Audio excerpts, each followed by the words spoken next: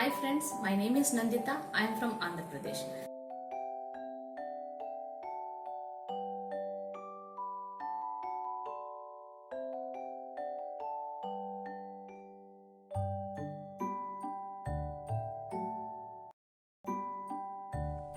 Children, now let us discuss about microorganisms and us.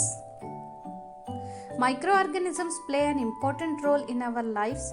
Sometimes they are beneficial in many ways, whereas some other are harmful and causes diseases.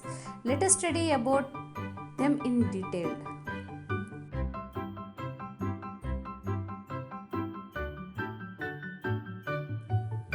Now let us discuss about friendly microorganisms. Microorganisms are used for various purposes. They are used in the preparation of curd, bread, and cake. Microorganisms have been used for the production of alcohol since ages. They are also used in cleaning up the environment. For the example of organic matters, vegetables, peels, remains of animals, faeces, etc. And these are broken down into harmless and unsustainable by the bacteria. Recall the bacteria are also used in the preparation of medicines. In agriculture, they are used to increase soil fertility by fixing nitrogen.